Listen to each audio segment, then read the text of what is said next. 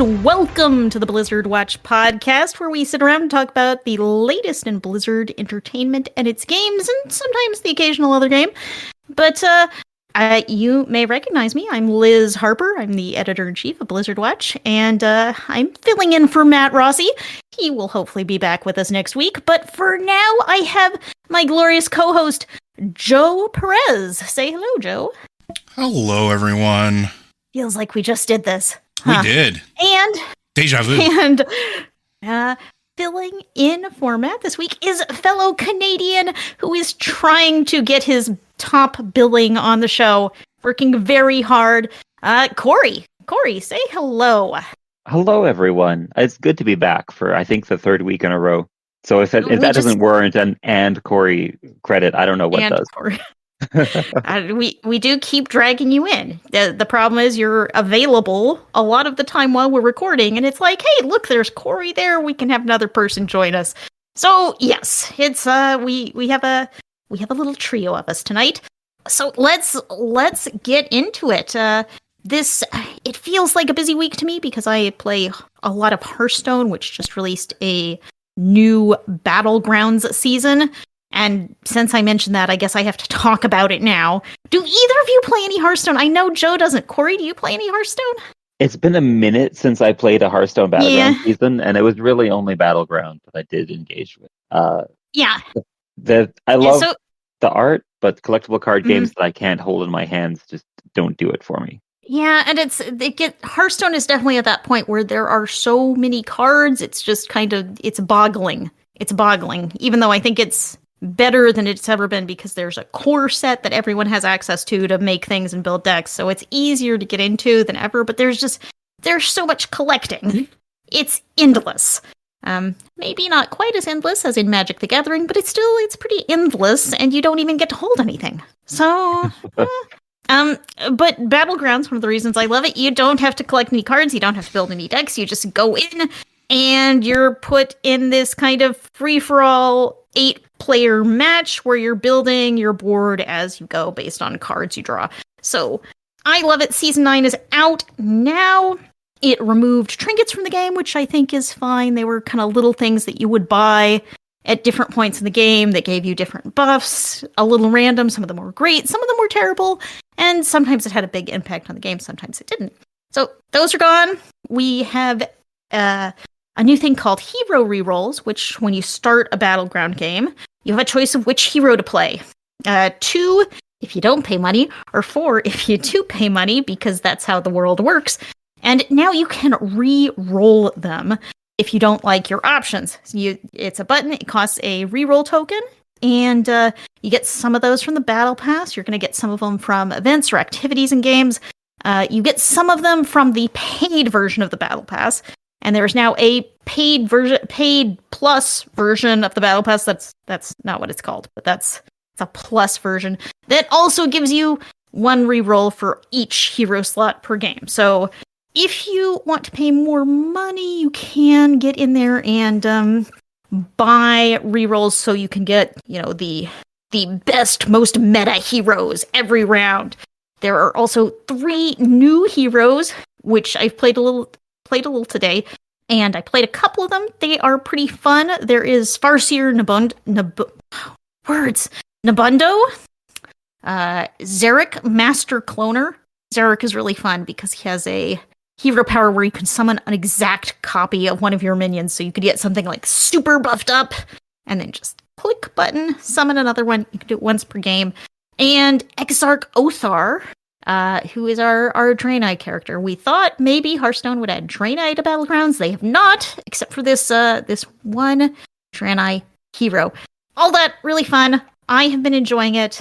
I'm the only one here who's been enjoying it. That's fine. We all have our things. And do you think that they're going to add Draenei to the next season of Battlegrounds? Like they're just kind of testing the waters with the one hero, and they're going to bring him in?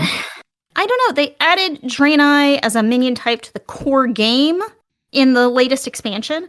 So, I mean, we were really expecting them to show up and just be part of the next Battleground season. There'd be a new warband of Draenei, but maybe it would shake things up too much, because right now there are some pretty defined war bands. You've got your beasts, you've got your mechs, you've got your demons, you've got your undead. Like, these are pretty defined bands that have their own unique synergies, and maybe you could play a board that has a couple of minion types, or maybe you play one that has just one minion type. So maybe it would have been too much of a shakeup to go in with that. I don't know. Usually there's a mid-season patch that adds or changes some things. So it's possible they could add them later or add them next season. I don't know. It may just be too much. But that's really fun. Battlegrounds is actually a completely free-to-play mode, so that is nice, really accessible. I am very happy with it. I've been enjoying it today. Since we have Corey here, let me go on to talk about another theoretically free-to-play game, which is Warcraft Rumble, which we probably would not talk about if Corey were not here. I'm sorry, Corey. I know you enjoy it. It's not everyone's thing, but It's not everyone's thing. But starting on December 10th, which is just 7 days away from time of recording, you can play it on the PC, which makes it no longer a mobile game. It makes it a free-to-play game. If I have my terminology correct, anyways. That's right. The long-awaited and much asked for PC version of Warcraft Rumble is starting its beta on December 10th, 2024. You'll be able to log in and control your little collection of minis from your computer. If the marketing is to be believed, in between your queues on Warcraft, I don't know how well they'll run side by side, but Rumble is not that big. It is a mobile game first, so it will probably run pretty well on your computer.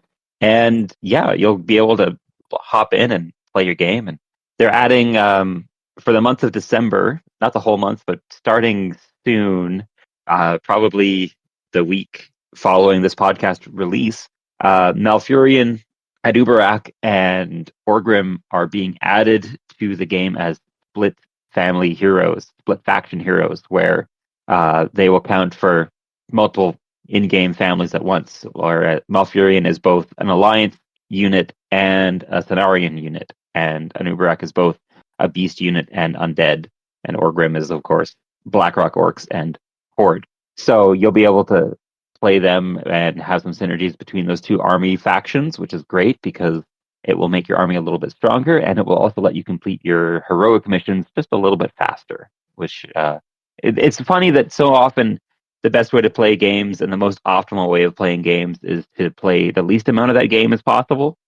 Yet here we are, and they're giving us an option to do that. So, but those will all be there'll be events throughout the rest of December. So if you are traveling for the holidays and you're looking to play a little Warcraft on your phone while you're stuck in an airport somewhere, or you're in a house without your main computer, guess what? There'll be new content in Rumble to keep you a little bit occupied, at least for a couple hours a day. It may drain your phone battery, but that's what chargers are for. Oh yeah, definitely bring your charger and maybe keep that plugged in. And if you have a cooler for your phone, that wouldn't hurt either.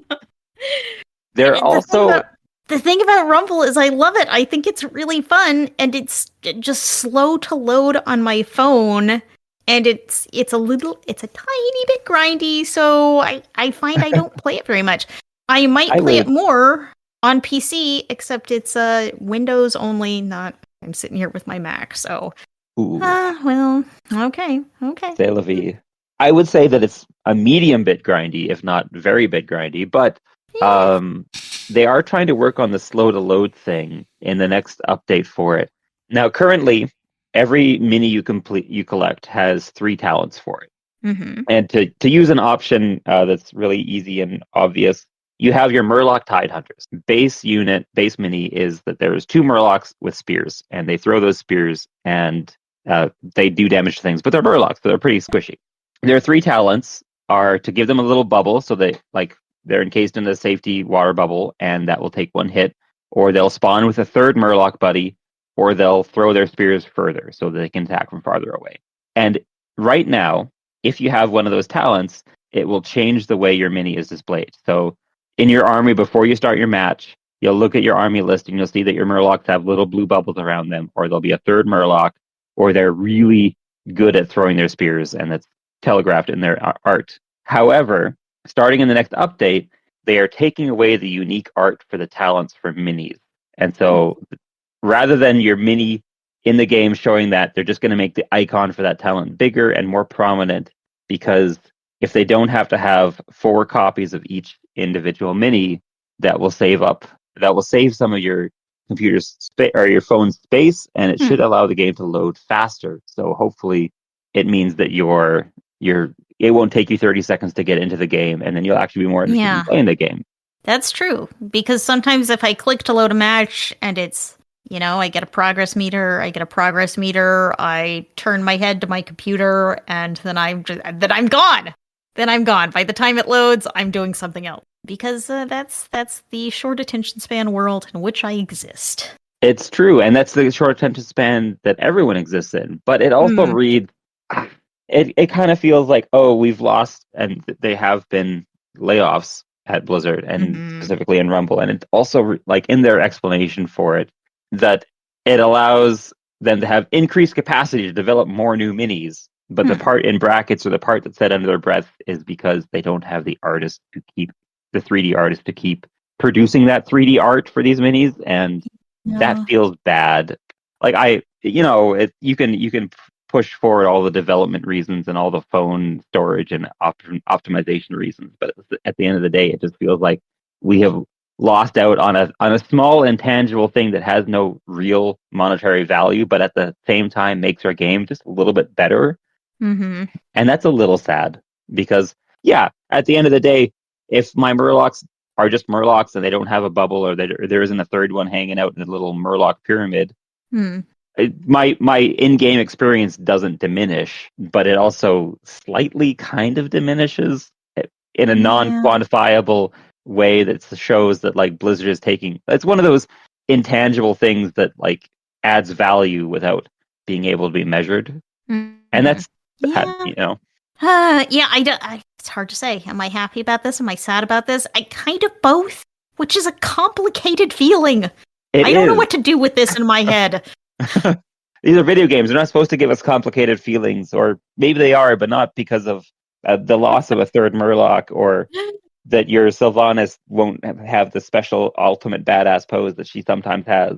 They're supposed to give us complex feelings because, we've just spent our kids' college fund on making sure that our Sylvanas is fully maxed out, and that's a different story. That's true. Well, that's the latest in Warcraft Rumble. Let's go back to actual Warcraft. Okay, I said that, and that kind of belittles Warcraft Rumble, which I did not intend to do that. I didn't mean that. Warcraft Rumble is great. It's just different. It's different. I play more World of Warcraft. But WoW Classic, we've talked about the Classic Anniversary Realms, which just launched last week. And I think last podcast we talked about how it had an LFG tool, which is awesome. You can play these, like, baseline classic servers with more tools than we had back in the day. But they also have dual spec. You can do dual spec on these classic vanilla era realms that everyone is playing on right now, which is also, that's a great quality of life improvement. I wonder, what do you two think of this? What do you think about the game adding these quality of life improvements earlier than they were originally added? And how does having dual spec this early change the game? What do you think, Joe? Dual spec changes the game quite a bit, because, especially when we're going about Classic Anniversary realms with being clean realms or fresh restarts, we didn't have the option. Respecking costs a ton of gold if you wanted to change what your spec and specialization was. Talent points, you weren't able to refund them without, spending a ton of gold on it. And I remember spending a lot of gold. And this is not me saying get off my lawn or whatever. It's just noting that it's doing exactly kind of what we said it was going to do, which was it has strayed away from the classic WoW experience, for better or worse, depending on what your view is. It's clearly successful enough or popular enough that people are enjoying playing it, so much so that they're doing the anniversary realms. There's a lot of people that are enjoying it. And I'm fine with it. Like, ultimately, I'm okay with it essentially being its own game, because that's what it is at this point. It has its own development crew. It has its own dev cycle. It has its own release schedule. It has its own events. Like, it is essentially, and people are gonna scream when I say this, it's WoW 2 again. Like, it's the second MMO that they have produced. If you want to talk about retail being the primary, this is 2.0. Not to say that it's, one's better than the other. It's just, again, concurrent development cycles. It's still an MMO. It's still pay to play. So it's interesting to see how it's evolved. So, yeah. And again, I'm okay with it.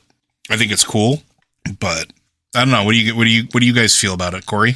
I'm all for giving the player a little bit more freedom. I know last week or maybe the week before I made the joke about hashtag no changes, but honestly, like we're getting into Classic. If you're truly invested in Classic, give them a couple changes. It's going to make them have a better experience, and it's going to make their Classic character last longer than just like a weekend of like, oh, remember how bad Classic was? And then you move on with your life. It's going to keep you playing and enjoying Classic, and that's going to make a better experience for everyone around you, in theory, as long as you're not a huge troll, of course. But who would do that? Who would just go on the internet and troll people in a video game? No one ever, clearly. No. I don't even know why I brought it up. But I'm happy for them. Like, everyone who wants to play the Protection Warrior or the Guardian Druid and in Classic, if you're playing a Guardian Druid, I applaud you, because that is not as easy as it should be. But like, giving yourself an option to play something that will make your life a little easier around your raid times that week or around running dungeons with your friends is definitely a good thing, and will probably only be helpful and healthy for the game in the long term. Yeah, and of course, back in the day, back in original vanilla WoW, I played a Holy Priest for a while. I leveled as Holy because it was just too expensive to respec to Shadow whenever you were, whenever you wanted to run a dungeon. It's like, oh, I'm not just going to respec to Holy. That's a lot of work. And of course, leveling as Holy in the world, also a lot of work. Mm-hmm. And then in TBC, I made a Paladin, and that was the same thing. It's like I leveled as Holy because I wanted to do the healing thing, and speccing back and forth, you didn't do that back in the day. So, yeah, it's interesting to see these little conveniences added to Classic. And, of course, there's still the original Classic realms. If you want to just play Classic pretty close to the way it was, you could do that. But, you have these options. Before they launched Classic, J. Allen Brack very famously said that you think you want this, but you don't. Which I honestly think there was some truth in that. He took a lot of flack for it, but there's some truth in that, because vanilla WoW was very difficult. It lacked a lot of modern quality of life things that we expect in a modern game. And so now we're seeing they're kind of slowly adding some of those back. I think it's great. I think the game needs some of these things, but also it's interesting. It's been interesting to watch Classic evolve over the last few years and all the crazy permutations of it. But that's what's going on in Classic right now. If you want to jump on those anniversary realms, it's definitely not too late. They're going to be advancing through all of the phases of vanilla over 2025, and in 2026, it's going to go on to the Burning Crusade. So you can experience the game, start, and just keep going on fresh realms. They're only a couple weeks old. They're still pretty fresh realms. So you got time, yes. So get into that if you want to get into that. Over on Modern WoW, we just had the December trading post launch. And I'm kind of lukewarm on this month. The past few months I've been a little lukewarm on what's in the trading post. Corey, what do you think? Is there anything you've rushed out to get in the trading post this month? It's fine. It's one of those things that, I love the Christmas present weapons. The Christmas present mace, of course, is amazing. But the having a Murloc onesie as your completion bonus doesn't completely sell it for me. I don't know. I feel like that should be the fun little side thing, and they should just give everyone like the amazing flying purple fox. But that's me. But at least they're giving us more tender that month to buy more things, because that is always helpful. Yes, you can earn an extra 500 traders tender this month. Yeah, I don't know. I looked at it and I'm like, maybe I'll get some of this stuff. It does have a recolor of the witchy costume, the kind of Sailor Moon looking thing. That is black and purple. Have I remembered that correctly? Yes, Black and it's- purple. Black and purple is one of the ones you could have gotten before too. Yeah, I think you could have gotten it in the shop before. Mm-hmm. And I believe that is so correct. yes, now you can pick it up on the trading post. Very cute. I probably will pick that up. I don't know if I'll wear it, but I'll have it in case I want to wear it. Yeah, that's half of the thing with the trading post. You're gonna get it just in case. I have so many things that are that way. Anything you're rushing to get? There's nothing that really screams to me, which is fine. Not everything has to be for me every month, and that's perfectly fine. A lot of this I already have, like the Gothic longbow and the airy staff and the Gothic staff. Like I got that combination. The two things that I would consider are the Cheerbringer XL and the Tree Topper and possibly the Aegis Yuletide. But other than that, like nothing really screams to me this month. I'm sort of lukewarm on it, which again, not to say that any of these items are bad. It's just, there's nothing that I feel like, I have to get this month done, in order to, feel complete in life. And it's got earmuffs, which are a cute little silly thing that you can give your character if you. It's true. There's Horde and Alliance earmuffs this month. There are also a ton of ridiculous holiday themed weapons. Joe was just talking about the Cheerbringer XL, which is a giant two-handed mace, except the head of the mace is a wrapped package in green and white with a festive red ribbon on it, with better to which to smash your enemies. Hopefully that present is not fragile, because and there are several required. There are several new candy cane weapons. I know the candy cane sword has already been in the game because I have it already. But there is a candy cane dagger, and I believe a candy cane two-handed sword, and I think Joe also mentioned the tree topper, which is literally like a Christmas tree on a stick to hit people with. Listen, we have a fine tradition of things on sticks in World of Warcraft, whether it's a Zergling on a stick, a moon on a stick on a stick, an angel on a stick. Like, this is a time-honored tradition. We're just bringing it into the holiday cheer. I am not saying it's a bad thing. I'm just saying, you do have some unique holiday-themed cosmetics to get at the trading post this month. Perfect for the guild Christmas party. It's true. If we had a guild Christmas party, once anyone's listening to me and wants to host a guild Christmas party, sounds like Liz is volunteering. I'm just saying. Oh yeah, but where are you going to find the DJ in World of Warcraft and the 360 camera booth? You just can't pull it off. It's too hard, man. Okay. Well. Well, now that I've maybe volunteered myself for something. Well, there's another non trading post transmog thing as well this month, isn't there? There is. There just went live today as we're recording this. There's a transmog crown you can get by streaming on Discord, and this is a silvery crown. Do I have that right? No, okay, I had that completely wrong. It's a black crown with purple flowers on it. Silver black, maybe? It's pretty cool that you can get from streaming on Discord. This is the second time Blizzard has done this, where you just need to go in. There's a quest in Discord that you can pick up, and then you have to stream for 15 minutes with someone watching you. You can do it in a direct message. You can open a call there, or you can do it in a channel. You can jump on Blizzard Watch Discord and do that if you want to. There are plenty of people who will watch you play Warcraft for 15 minutes to help out. We're helpers. So it's a neat little promo, but this is another kind of weird one. It is one US only. It is also PC only. It is Windows PC only. You cannot do it on a Mac. You can't do it on mobile Discord. You can't do it on web-based Discord. You have to have the Discord app on Windows. So it's a little limiting. Yeah, it just doesn't work on a Mac. It's got to be an API integration. I'm sorry, not to get like technical weirdly into it, but like it's one of those things where there has to be like a very specific function or call that only the Windows Discord will do. So I'm fascinated by the back end of that. But yeah, but you can, I'm wondering, because it goes to your shared Twitch account, right? Or your Discord account.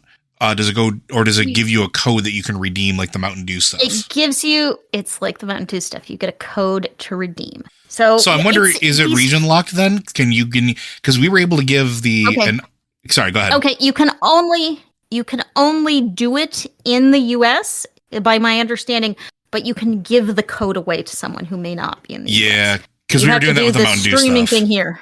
Yeah, because we were doing that with the Mountain Dew stuff, because, if Blizzard hits me with it, I don't care, because whatever. But I gave a code for the Cycle of Hatred to one of our hunters in the guild, because they live in Canada, and they couldn't get it. So if we can do this for people that want it, then, community. This is what we do. Community. We can help each other transmog. Help each other get a sweet crown. That's what we're here for. Though, it's a crown. I've been playing an evoker lately, and I've been really struggling with the transmog limitations. That's one of the things I'm interested in a lot of these ensemble pieces from the trading post, because you can get things that have interesting looks that do not restrict you to male armor, which is a little, fine. Totally fine. It's totally fine. You just gotta slap a Naga head on your head every once in a while and call it good. Yeah, but the thing is, you've got this crown, but if you are in dragon form, you do not see helmets. So that's the problem with the crown from this new Discord promotion. And it's also the problem with wearing a Naga head on your head, because as Corey pointed out to me earlier this week, there is a helmet from Mythic and Taurus, which is literally a Naga head that you stick on your head. And it, of course, it's male, because hunters, we're all about, maybe shaman have some wolf helmets. So it's kind of like you chop off something's head and you put it on your head, which seems a little unsanitary. But, again, it's a time-honored Warcraft tradition. Warriors did it first, then Rogue started doing it because it was all the vogue, and shamans were just like, I felt left out. Hunters got to do this.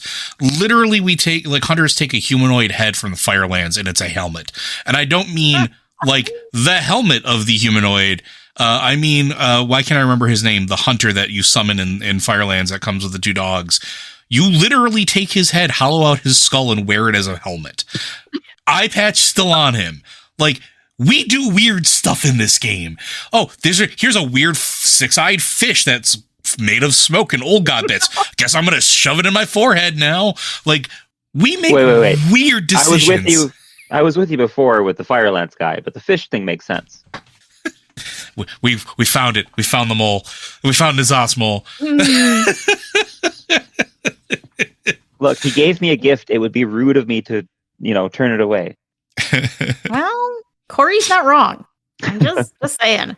But if I could be a dragon and wear a Naga head on my head as a dragon, that's pretty awesome, right? But if I'm just a person wearing a Naga head on my head, it's just gonna mess up my hair. I mean, I have a very fancy hair thing. Evokers Drakthir can have like multicolor ombre thing going on in their hair. They can have jewelry in their hair. They have some fancy stuff going on. I don't want to wear a Naga head on top of that. That's just a terrible idea. But if I could as a dragon, maybe that'd look pretty awesome. Maybe that'd be really threatening. See, I don't know. See, you're living part of the problem right there. I am. And of course, the other part of the problem is if I transmogged it in one form, it is in both forms. So you have to, that's the big tragedy of the Evoker. You have to have a transmog that matches if you are a dragon or matches if you are a human. So I struggle. I struggle terribly with this. I feel for you. It's a hard life. It's a hard life. So yes, that's our transmog conundrums for the month. As it is December now, hit up the trading post. Where has the year gone? Go do this. I don't know. Go do this Discord promo. It is available through December 9th, so you do have to do it pretty quickly, but it is a very low time commitment. It is not watch 8 hours of Twitch. No, you just 15 minutes in, done, easy. Easy, great. So, Diablo this week, not a ton happening. We do have, as a reminder, Diablo 2 Resurrected Season 9 starts at the end of the week on December 6th, probably live now as you're listening to this. So, if you're into Diablo 2, time to get in there. Race to the top of the leaderboards. All over again. Very exciting. Diablo 4 just kicked off its PTR patch 2.1. Season 7, it's already broken. Yeah. I appreciate everyone's reaction to that. That was how I felt too. The first day of the PTR has been sort of plagued by disconnects and crashes. They had to disable the boost NPC because he was crashing the game. So if you're playing on the PTR, you have to, the only way to test is by leveling a character from scratch, and that's a lot. That's a lot. And it's not the biggest thing to get to 60, but it is a thing. And if you only got a week to do it, you kind of want your people playing the good stuff. Diablo 4 has had this thing going on where they do 1 week PTRs. That's 1 week to test a season's worth of content and changes. So that's just not a ton of time. And getting to 60 in Diablo, maybe not super time consuming, but collecting Paragon points if you're testing end game. Yeah, it's too time consuming for a week. Supposedly they're working to get this fixed soon, so hopefully it may already be fixed by the time you're listening to this. Yeah, it may be. But the first day was rough. Corey, what do you think about the stuff coming in season 7? Are you excited about the new season? Look, I'll throw piranhas at people, especially if they're in a tornado. We're here, we're there. Let's do it. Let's have that fun with the Diablo spells. Really, they're slowing down our ability to be a piranha tornado. And anyone who slows down that for you. Did we already talk about the new systems that are coming in season 7? We did talk about it last week. We did talk about it last week, but yeah, we can go back into that. Season 7 is a big season, and every time they roll out the PTR, I keep thinking, you really need more time to test this. Well, because Go, Joe.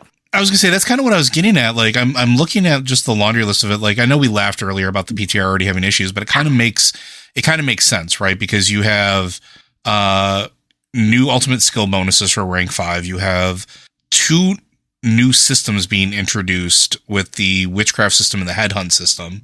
And then you have a whole new new runes and rune balances done for what's in there as well.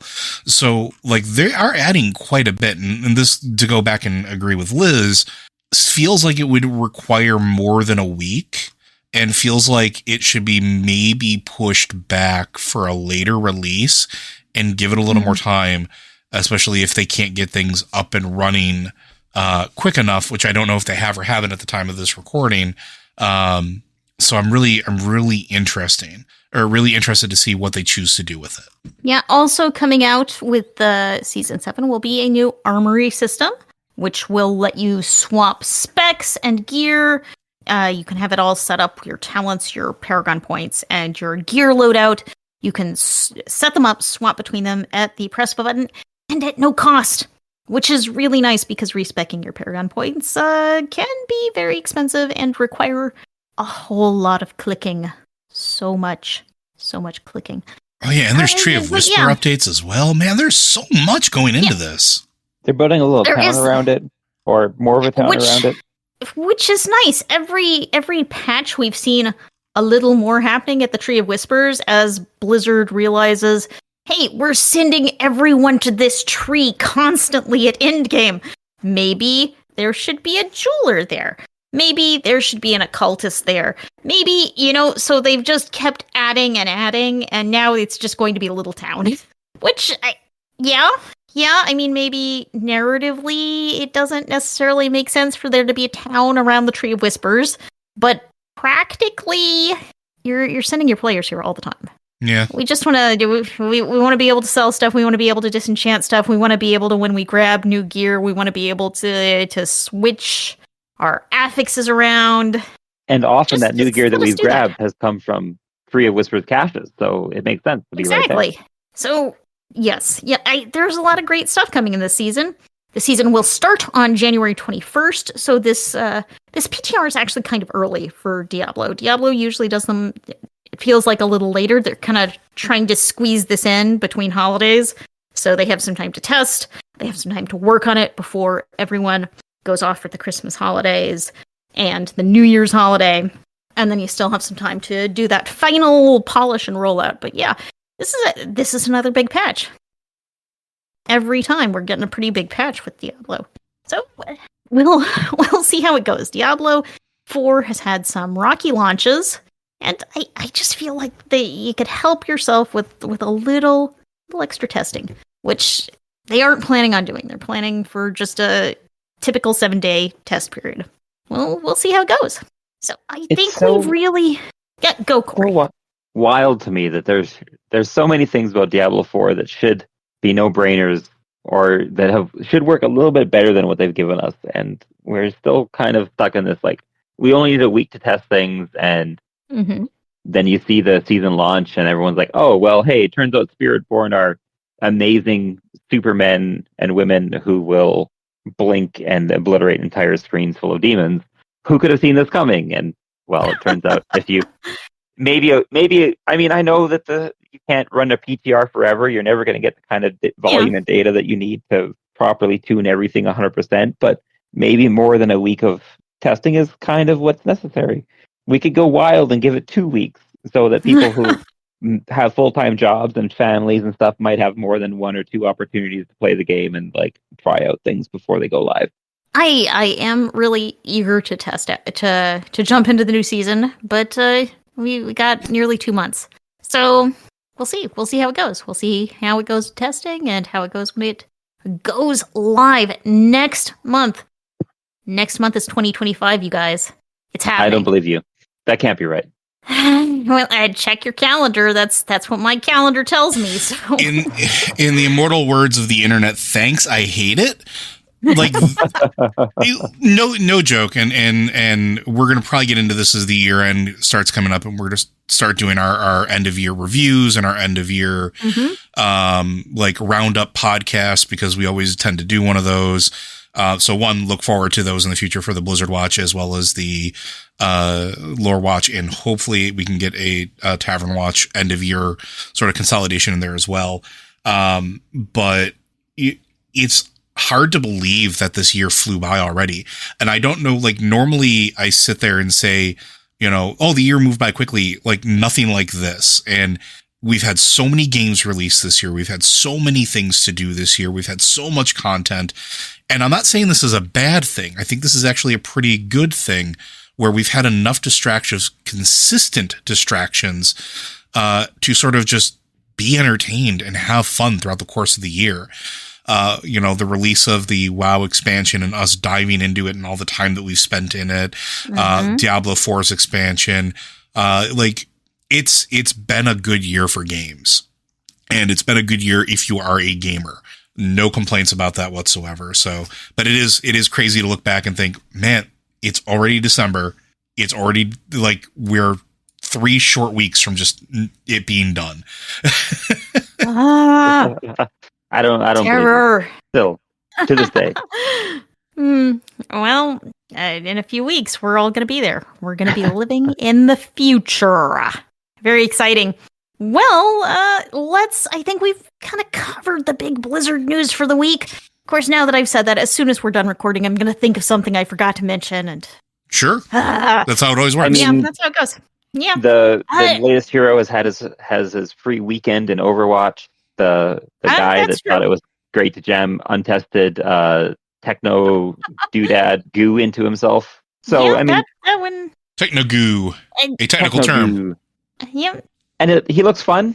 I'm sure we'll see some tweaks to him before Overwatch brings him out, and we're just as always really hoping that Overwatch continues to create some fun content for us to talk about, because every time they put out a little video, it's always it looks pretty good, and we're all super happy. Speaking of fun things, can I use this segue to talk about the thing that I've been really excited about? I think you should. I think you should. All right, so I loved Overwatch 1. I played the heck out of Overwatch 1. And like my local gaming group, we poured hundreds of hours into the game. And then when Overwatch 2 came out, we tried and it just didn't catch the same. The change to the to a 5v5 format, the balancing on some of them, the elimination of the story mode, which I will never stop complaining about, Blizzard. I am sorry. This is a hill I will die on. And it's not to say that Overwatch 2 is a bad game, but it doesn't grab me the same way that Overwatch 1 did. And maybe it's just time, or maybe it's just me getting older, or whatever the case is. But there is another game coming out this week, December 6th, I want to say. It might be 5th. Marvel Rivals. And we talked about this a little bit. But why are we talking about this in conjunction with Overwatch? Because it's basically Overwatch with Marvel heroes. But with more. So I'll give you a brief overview of the game. It is a team-based tactical shooter. You have various different roles that people can play. There are various heroes and villains, and their abilities mimic what they are in the comics or the movies in TV shows if you've seen them. The cool things that it adds is team up abilities, which is something that Overwatch doesn't have. We often talk about wombo combos and stuff like that in Overwatch, where you can layer stuff and get kind of cool effects. But these are direct interactions where, like, let's say you have Venom and Peter Parker Spider-Man on the same team. Venom gives a little bit of the symbiote to Spider-Man to power him up. Let's say you have Wolverine on your team and somebody who can throw him, like the Hulk. You can fastball special as a power-up. I love it. So they're really leaning into the absurd nature of comic books into the action platform shooter genre. And that's something that I think Overwatch 2 sort of abandoned for a more tactical approach, maybe with a more of an esports design in mind. But this, Marvel Rivals, when we played the closed beta, is just wickedly fun. At release, and this is going to be a free-to-play game too, by the way, folks. Free-to-play. Skins, obviously, and cosmetics will cost you money. But there will be 33 heroes and villains at launch, which is a lot. That is a lot for it to launch. It took a minute for Overwatch to get to 33 characters. Yeah. And some of them are like, you can make analog, like Magneto is a lot like our gravity guy in Overwatch, which I can never remember his name because I hate playing him. Sigma, thank you. But then you get other things like you have Peter Parker Spider-Man, you have Venom, you have Penny Parker, you have Squirrel Girl, Black Widow, Iron Fist, Wolverine, Hawkeye, Cloak and Dagger just got announced. Like they're going through a bunch of Moon Knight. You can play Moon Knight, just be a crazy guy and just go Moon Knight crazy on somebody. But they're really leaning into it. And the other thing that I think is really interesting is, like, as you're playing, they will make comments. Like there are audio things that they will say. Like in the Squirrel Girl trailer that I put into our Discord when talking about it and their notes here, you can hear her making really, really lame dad jokes like she does in the comics while she's throwing giant acorns or summoning hordes of squirrels at people. Like really neat stuff like that. It's really kind of exciting. And it's really interesting to see somebody kind of step into that space to try to capture what Overwatch 2 has sort of lost and what Valorant failed to claim. And there really hasn't been another over-the-top hero shooter that I know of that has had this much attention on it. So there was the Gundam one or the Transformers. I can't remember which giant robot that was, but there was one of those franchises had it that came out and people kind of vibed with it, but then it didn't do well enough. I think it was Gundam. Yeah, like it didn't catch on in the West, but like I think it's still like a thing in like on the eastern part of the world. But yeah, it's wild to me. But I'm excited for it. Like this is the first time in a long time that I've been excited for a game that's a shooter. And it's going to be on all platforms. So you'll be able to play it on Xbox, PC. It has native Mac support. I want to throw that out there. Yeah, weird. I know. And PlayStation. And there's some extra bonuses, like some free skins. Like if you are a PlayStation Plus member, I believe at the PlayStation Ultimate and the one right below it, you get an exclusive Penny Parker Venom skin, as well as the Scarlet Spider the Scarlet Spider skin. And I believe there's also an exclusive like PS4 Spider-Man the video game skin for Peter Parker's Spider-Man as well. Like I'm in love with what I've played so far. I'm in love with what I see. And as long as pricing is not predatory, which it will, there's going to be some element of, because they're going to sell cosmetics to keep the game afloat and obviously make Disney happy since Disney owns Marvel. But for what the heroes they're putting into it, the power-up system, the feel of it, the aesthetics of it, it's got a very, like, it's somewhere between Overwatch and Borderlands, which I think is really cool because it works with comic book characters. It's perfect for that. So, yeah, I'm super excited about it, and I'm going to stop gushing, and you guys can talk and ask questions if you want. But, I mean, was this even on any of your radar before we really said anything? I definitely remember when the first trailer for it came out and everyone was like, oh, but this is just Overwatch, but with Marvel heroes. And maybe a little bit slower because it did feel a little bit slow in the first trailer. So I haven't paid that much attention to it yet. But I do know that in all those heroes you mentioned, Joe, you missed obviously the best hero total above and beyond even Squirrel Girl. And that is Jeff the Shark. Yes, Jeff the land shark. Who doesn't want to play as a tiny, cute shark in your video games? I mean, I know I do. Yeah, he is, and to be perfectly clear, he is a puppy shark named Jeff, and he is amazing. And if you believe everybody on Reddit, he is absolutely overpowered because he's a land shark named Jeff. But yeah, like, I don't know, like, is this something that you might try? Or I know, Liz, you're not really into first-person shooters, right? Yeah, I'm not into the, just PvP shooters. I like games with a little bit of story, though. It does grab me that all of these guys have, you've got the comic book characters and they have the unique interactions and dialogue. That looked neat. I think some of that was in the original trailer. Yeah, I want something a little crunchier, a little delicious story to chew on in my games. And that might be something that they look at later, but I think maybe having there's nothing wrong with starting with the PvP side of things and seeing where it goes. Because also, this is a tricky one, right? Because if you were to release a story, it has to go through Marvel comic writers and Disney for approval. Yeah. And like this could just be something as simple as they're on Battle World.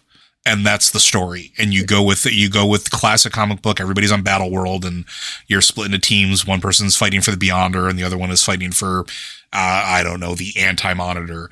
Like you have all of these things. Matt would be yelling at me if he was here right now.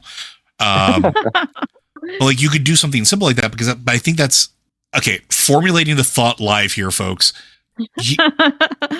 I think for a comic book, I'm more willing to forgive just ludicrous gameplay because comic books are just ludicrous to begin with. So like you would expect random BS fights to happen between heroes and villains and whatever. It happens so frequently. Overwatch was presented as, yes, an action shooter, but it had a heavy story behind it, right? Like it was supposed to anyways. Yeah. And I mean, between like the idea of the comics coming out, the motion comics, the deep character backgrounds, them carefully crafting each of these brand new characters, right? They don't have to do this here. These are Marvel characters. They can walk off the assumption that most people know who these folks are. And if they don't, they can put a little blurb in there or a little something. Like, I think Galactus's daughter is in the game. And that's a deep cut from the comics that nobody ever remembers. So like, I'm a little more willing to forgive it here and say they can just throw a random story in later and I'd be fine. But they're also not pitching it as being story heavy. Does that make sense? It's not a promise they're making. Mm-hmm. Yeah. And of course, that was the downfall of Overwatch, where they promised story and then delay, cancel. Yeah. Mm-hmm. Yeah. And totally fair. Things happen in development cycles. And I get that. But it was a huge blow because I think it was one of the things that a lot of us were most excited for. Exactly. Especially when you get things like we can talk about Arcane and how much Arcane did for League of Legends, introducing people to the story and universe of Runeterra, and to the point where they even redid some of the maps to match the show, right? Like there's their ARAM map was not so affectionately called Murder Bridge. I think the devs hated it, even though they know everybody in the community calls it that. But it was in the Howling Fjord, so it was this Iceland-based bridge in the middle of nowhere that was crumbling with runes all around it, where players fought for years. They replaced it to the bridge between Piltover and the lower part of the city. So, like, it's got that aesthetic. It's got the announcers' voice packs from people that were in the show. It's got a lot of that aesthetic built into it. Because they're like, this story is really rad. Let's mold ourselves to it. And we kind of expected to have something like that for Overwatch, and we just never got it, right? Like, we expected the comic books that got canceled. We expected maybe a TV show that just never happened. And maybe that's on us for expecting it. Because it was the biggest, well, to a degree, it was the biggest thing in gaming for a minute. And, like, there was Overwatch ads in front of movies at the movie theater. Yeah. You could see also Mercy, like, ready to res people, and that boulders. I don't remember what the rest of the ad around it looked like, but I remember Mercy in the rubble being like, "Hey, I'll get you up and let's keep going and get back into the fight." Yeah, I mean, it's wild. It's absolutely wild to me that they had such momentum, right? And this is not me complaining about Overwatch for the next 10 minutes. I apologize. It's charting the path, right? Because Overwatch hit with like a truck when it released, not just as a game. It was ridiculously fun. It was easy to pick up. It was a team-based shooter that rewarded you for being goofy and weird and fun, and gave you heroes that did wild things, just absolutely positively wild things. And then they had all this momentum of all the shorts that they were releasing, and then the motion comics, and like you said, the advertisements. And it was, again, almost like a pop culture phenomenon that was almost parallel to World of Warcraft, when World of Warcraft hit and was like massively like ingested in pop culture, right? And Overwatch could have done the Ozzy Osbourne and Mr. T and William Shatner and then it was everywhere. It was advertisements on TV, it was advertisements on YouTube videos, advertisements like in like the pre-rolls for movies before like the preview started. Overwatch could have done that, and they did to a certain extent. You saw Overwatch Nerf guns, which are still a thing. Overwatch hoodies, Overwatch katanas for like Nerf katanas and stuff like that. Funko Pops galore. Funko Pops galore. The regular vinyl figures, like we had the non-Funko Pop vinyl figures that Blizzard released for Diablo and StarCraft, but really Overwatch, mainly Overwatch. These skin tie-ins and everything else. And it was just wild and cool and fun. And we just expected that sort of momentum to keep going. And then the momentum stopped. And then we got told that Overwatch 2 was coming. And we're like, oh. And then they told us that there's going to be a story mode. Oh, okay. We're getting bigger and better. And oh, it's going to be a whole new game. Great. You can still play Overwatch 1 if you want to, but Overwatch 2 is going to be its own thing. And then that didn't happen. Again, dev cycle, we get it. And then story had to be pulled out because they needed to make the game functional. Then they changed some of the rudimentary portions of the game, and it sort of lost a bit of its identity, and it lost all that steam. And then on top of that, it was the top esport for a while. And I remember when we were covering it, and then esport coverage from Blizzard dried up. It stopped. They weren't doing it anymore. We reported on it on the site. We talked about it on the podcast. And that was almost like a death knell for it. And I'm not saying that the game is dead. There's still plenty of people that play it. It's available on consoles. Actually works really well on the PlayStation, by the way, the PlayStation 5. Because I wanted to see what controllers were like with it. And it works absolutely fantastic. It just takes a little getting used to. But it's just fascinating to see where it wound up, because this is not where I expected it. And then to see other games and studios looking at that and saying, it's our time to step up, to bring this kind of full circle. And that's kind of what Marvel Rivals is doing. They're trying to fill that niche. And like Valorant couldn't. They tried, but it was too close to CSGO, not close enough to Overwatch to really be the next big thing. And I'm not saying this is going to be the next big thing, but this is probably going to be the next most accessible thing. Everybody knows Marvel heroes to some extent. They're ingrained in pop culture at this point because of the Marvel Cinematic Universe. Those billion-dollar movies. Those billion-dollar movies. the average gamer, if they're not into comics, probably knows who Magneto is or Spider-Man or Wolverine. They've been around forever. So this sort of lowers that barrier again, where it's like, oh, I know who these characters are and I have an idea of what they do because I've seen them in a movie, right? I've seen Spider-Man swing through the air and punch somebody while making a smart aleck comment. I wanted to swear there. I didn't. Thank you to me. That was a light swear at best. Yeah. And then that will get people to try it, especially because it's free to play. Overwatch, when it released, cost, it cost us $60, $70, right? It wasn't free. Yeah. It was a full box cost.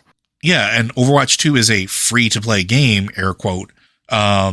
But their monetization model had to be completely changed recently because people weren't spending money because it was bad.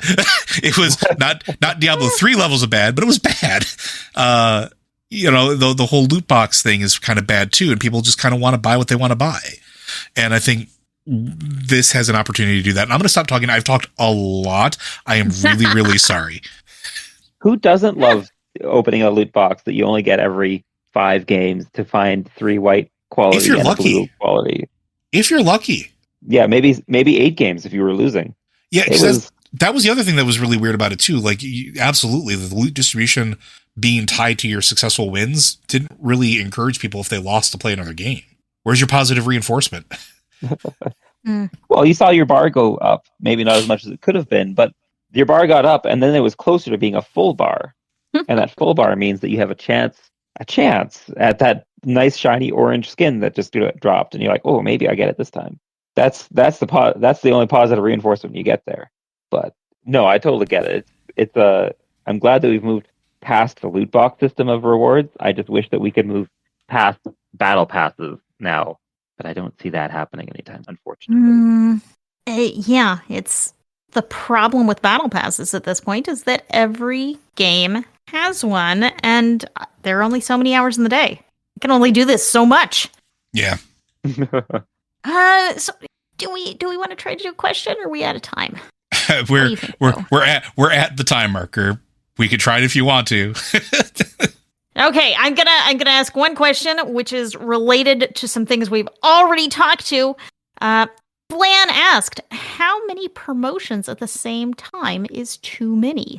Between Mountain Dew, Discord, Trolley, and Kroger's, I can't keep it straight. Help me, Jane. Get me off this cross-promotion train. We have had a ton of things, and that's on top of events in the game that reward you things like the trading posts, like holidays. It's killer. It's killer with the Mountain Dew. That's been so much.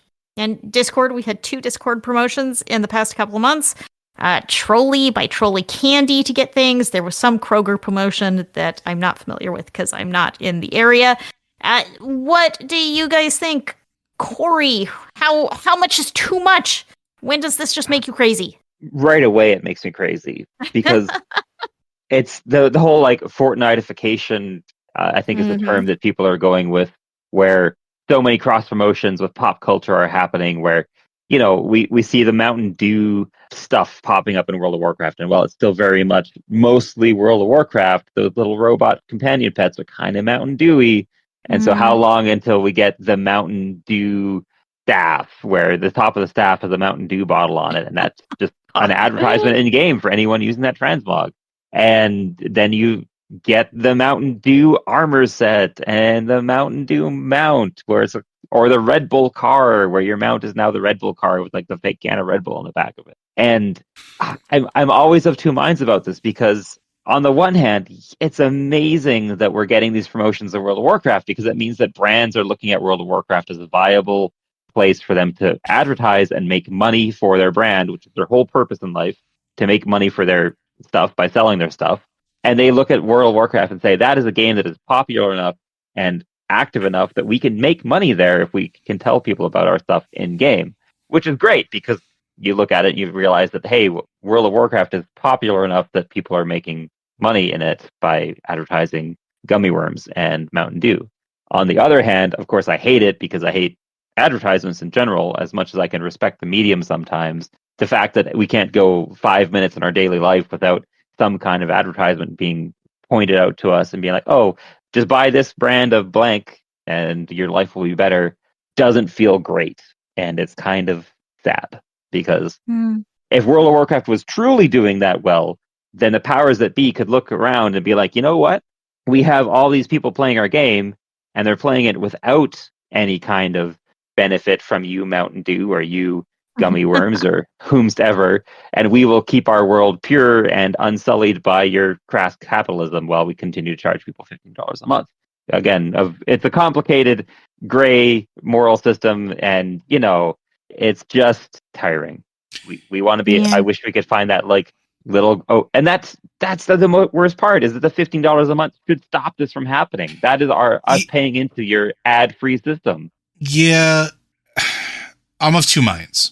One, I think it's too much. I do think. Yeah, I think that we've already hit critical mass. I think that's too much to keep track of. And I'm not going to say it feels desperate because I don't think it does. This feels Microsofty.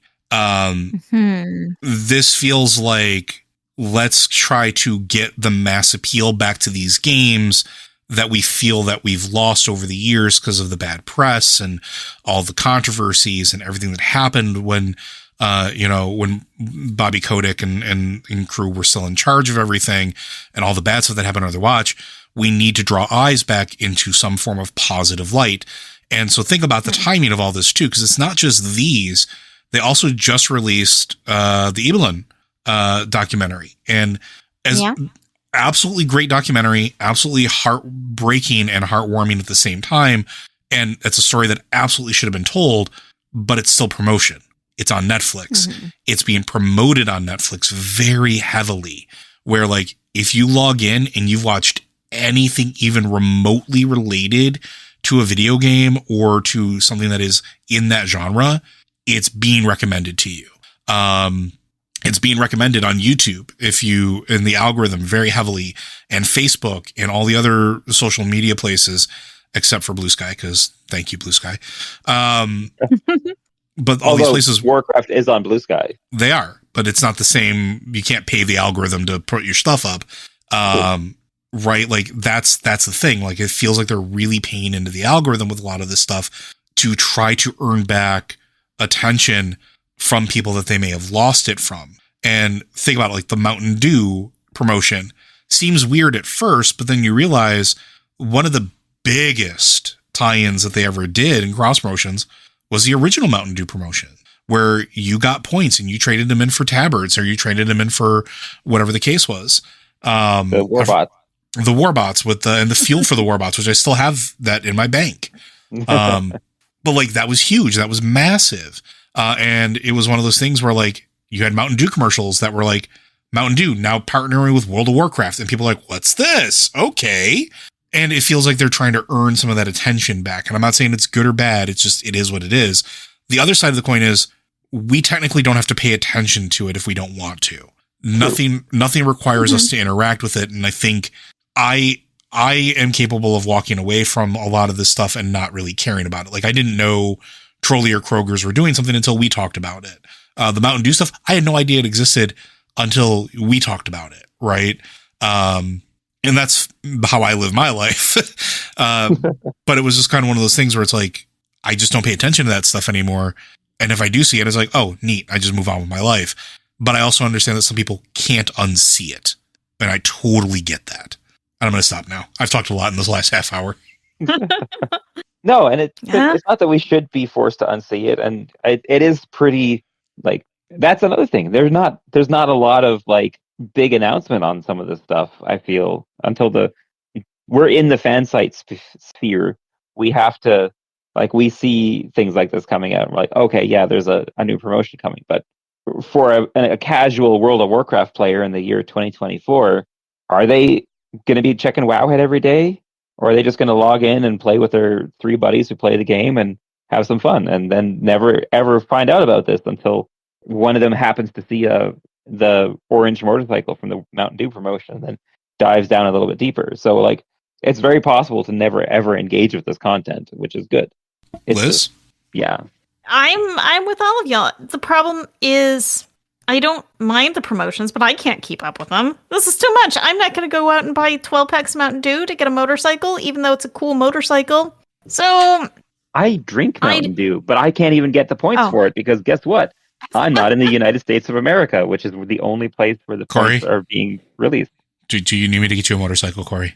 I had a buddy give me a motorcycle already, so I'm set on motorcycle. But in general, and with the Discord promotions, I don't get those either because again, it's a US based promotion, and I'm not in the US, which is not an uncommon problem. There are a lot of players of World of Warcraft that aren't in the US. Huh? Who knew? Yeah. So it's too much. It's like the battle passes we were talking about earlier. It's with every game having them, it's a lot. I can't keep up. So I wind up kind of ignoring them. This is not making me buy Mountain Dew or Trolleys gummies or anything else because I only have so much time and brain space. Even me here, a supposed professional talking about World of Warcraft, I can't keep up with all this stuff. So here we are. It feels very busy and it feels a little pointless because this is not making me buy anything. It's just making me overwhelmed. I appreciate that you put emphasis on the H. Thank you. Are you telling me that you weren't excited to go meet the Mountain Dude in Teneris on that one realm for that one afternoon? You could not have paid me to go and meet the Mountain Dude in Teneris on a single realm on a specific day. Here's the dumbest part about that. And the whole thing is so dumb. But I unironically love that Mountain Dew made somebody play the game for a couple hours and gave them a character called the Mountain Dude because it's so dumb. And it's so dumbly charming in its own stupid way. And I'm never gonna it didn't influence my decision to drink or not drink Mountain Dew or play or not play World of Warcraft. It just that was someone's afternoon. You know what? Let's hang out and say some catchphrases and give people 100 points to the Mountain Dew promotion. Because that's all it was, I'm sure. And it didn't even work that well because it was so small and it obviously didn't have higher up Blizzard support, but at the same time, it's stupidly charming, and I hate that I like it that at all. Yeah, we're kind of stuck, aren't we? We are. It's damned if you do, damned if you don't, and I guess we're just damned. Yeah, probably. I mean, we're gamers. We're playing video games. That's what we got. And not that I mean to end the podcast on a downer, which this is kind of turned into. But okay. There's not end it on that. Plenty of game out there to enjoy, even if we don't go meet the Mountain Dew. Lots of Warcraft to play. Lots of world to explore in Warcraft. Plenty of Azeroth to wander around. I do want here at the end to thank you, a new subscriber this past week. Lunar Lens subscribed at $3, supporting us on blizzardwatch.com/Patreon. Wait, I did that wrong. Patreon.com/BlizzardWatch. It's too late. We've gone too long. It's been too long. Supporting us at $3, that gets you early access to the Blizzard Watch podcast and Lore Watch. We are also going to be firing up Tavern Watch as its own podcast very soon. So if you like us talking about tabletop, playing games, that's going to happen very soon. You can subscribe to that too. Early access. You get to listen to our pre-show, which is very fun. We had a great conversation about games and television and everything. We talked about everything earlier. So thank you very much for supporting us. We are trying to get our Patreon up to over $4,000 a month. That's kind of our happy spot. We are still a little below that. And since it's the beginning of December, it's actually down a little from last week because you get to the beginning of the month. Maybe people's credit cards changed, payments didn't process. We usually have a little bit of a backslide at the beginning of the month. And that's why I am here, reminding you that Blizzard Watch is supported by listeners like you. You let us do these things, and staying at $4,000 a month on Patreon helps keep the site happy and whole. So if you can help us out, we greatly appreciate it. So thank you, all of our supporters. We love you so much. Thank you if you can support us financially, and if you can't, I love you anyway. I love you anyway. And just Joe? just to chime in here, since Liz already covered half of my outro, just as a little bit of a reminder, sharing our content also helps as well. So sharing it on our platforms, Spotify, and leaving any sort of likes or favoriting or comments that you can do actually make a difference. And if you have questions for this or any of our podcasts, I assure you we will get to them. I promise. But be sure to send those in, and you can send those in to podcast@blizzardwatch.com. Specify the show that it's for in the subject line, as well as any special pronunciation of your name. You can also hit us on Discord. We have the Q and Podcast Questions channel. Same rules apply. If you're a Patreon subscriber, you have two different ways to get a hold of us. We have the Patreon Q and Podcast Questions channel on Discord, which we look there first as a way of saying thank you for helping us keep the lights on. And then you can also send us direct messages on Patreon. And again, Dan will get them to us, probably accompanied by a cat meme. So you can do that as well. Help Dan send more cat memes. Support us on Patreon. But I think that's going to do it for us, friends. We'll see you next week.